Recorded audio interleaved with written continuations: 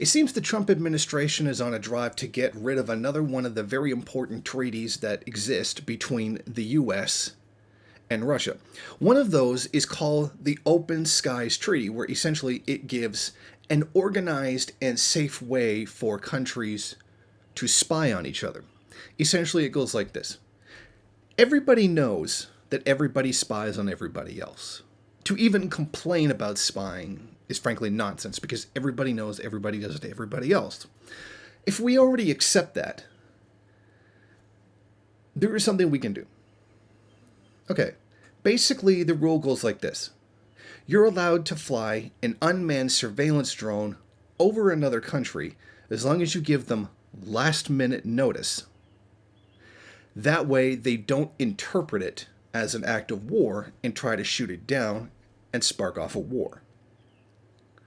Now you say last minute so that way the opposing country doesn't have time to move their forces, etc., in order to confuse the drones. So everybody gets to essentially do what they're going to do with the spying that everybody's already doing anyway, but found a safe way to do it without accidentally causing a world war. So you think this is a fairly reasonable treaty, one that actually would prevent the loss of human life.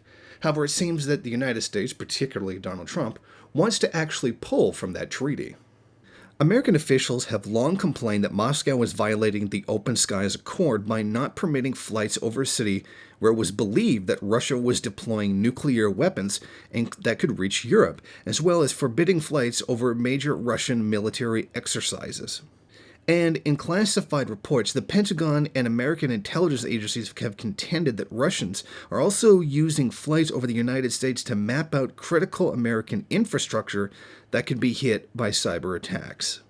So these are the concerns that the United States has, if they are in fact true, which it's hard to believe the United States anymore when they make complaints about treaties that they went into because they have a history of just sabotaging them.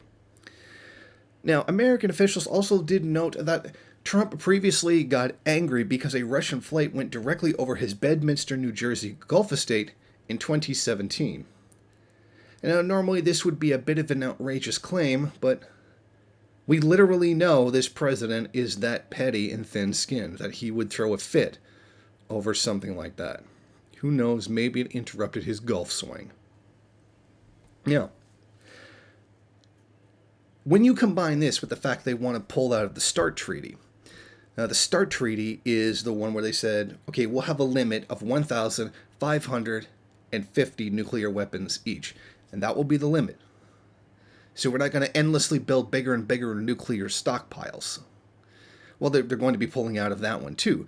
And you consider they pulled out of the JCPOA agreement, with also known as the Iran nuclear deal. This marks the third time the U.S. has renounced a major arms control treaty.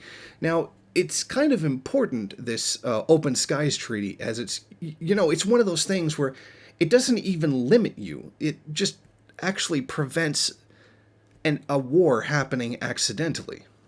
I mean, it's really nonsense to pull out of this, but it does show that the U.S. empire is on the drive to reinforce itself after it has clearly been failing in the Middle East.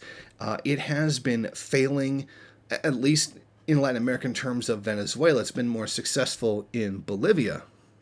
But this does, when you combine all of these things together, we do see a very important point, and that is the U.S. is trying to shore up its failing empire.